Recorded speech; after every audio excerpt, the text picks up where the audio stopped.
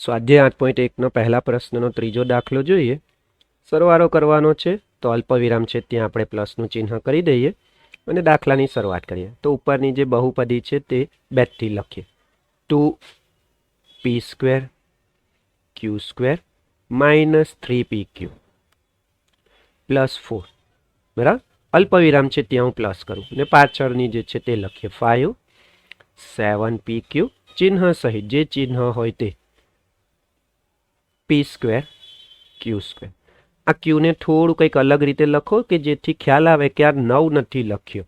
ઘણા સ્ટુડન્ટો 9 અને ક્યુ સરખો લખે તો પેપર ચેક કરવા અને કન્ફ્યુઝન થઈ શકે કે ક્યુ છે કે 9.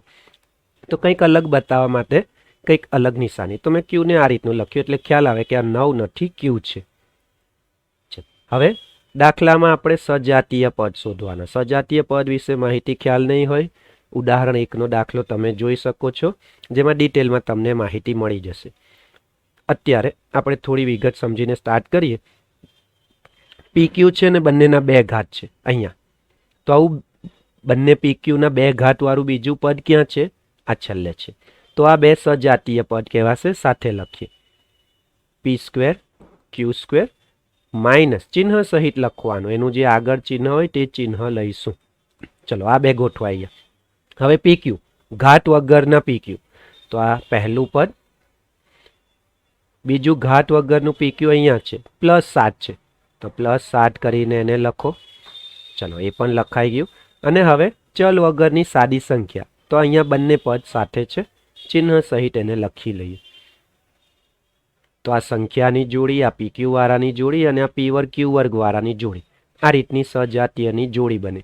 ચલો હવે ચિહ્ન અલગ અલગ તો બાદબાકી, ચિહ્ન સરખા સરવાળો. કોનો બાદબાકી કે સરવાળો કરીશું? સંખ્યાઓનો જ ખાલી. તો અહીંયા જો ચિહ્ન અલગ અલગ છે તો આપણે બાદબાકી થશે. 3માંથી 2 જશે એટલે 1 બચશે. અત્યારે 1 લખું છું ખાલી સમજવા માટે, 1. અને મોટી સંખ્યા ઋણ છે, જવાબ ઋણમાં આવશે. પાછળ કોને લખીશું? જે પણ ચલ છે બંને જગ્યાએ. પહેલામાં પણ p² q² છે, બીજામાં પણ p² q² છે, તો જવાબમાં પણ p² q² આવશે. તો આ તમારો પહેલા 2 પદનો જવાબ. પણ આગળ ખાલી સંખ્યા તરીકે એકડો કોઈ દિવસ લખીશું નહીં, એટલે આને હું કાઢી નાખું છું. આ એકડો લખ્યો નથી. તો પહેલાનો જવાબ આવ્યો -p² q². સંખ્યા તરીકે એકડો કોઈ દિવસ નહીં લખીશું આગળ સહગુણક તરીકે. અને ઘાત તરીકે પણ 1 નહીં બતાવી શકીએ. અહીંયા ઘાત ખરેખર 1 છે, લખતા નથી. ચાલો હવે બીજી જોડમાં. બીજી જોડમાં પણ બંનેના ચિહ્ન અલગ અલગ તો બાદબાકી કરવી પડશે. 7માંથી 3 જશે 4 આવશે. 7 ધન છે તો ધન 4 આવશે. બંને જગ્યાએ પાછળ pq છે, જવાબમાં પણ pq. પૂરું. આ તો સંખ્યા છે. 4 + 5 બંને ધન છે, સરવાળો જ થશે 9. મોટી ધન છે, જવાબ ધન. તો આપણો જવાબ આવી ગયો દાખલાનો સરવાળો કરીને. હવે આનો કંઈ સરવાળો બાદબાકી શક્ય નહીં. કેમ? કારણ કે કોઈ જોડીદાર મળતો નથી. p² q² વાળો કોઈ જોડી નથી, pq વાળું નથી, સાદી સંખ્યા નથી. તો આ તમારો જવાબ બની ગયો.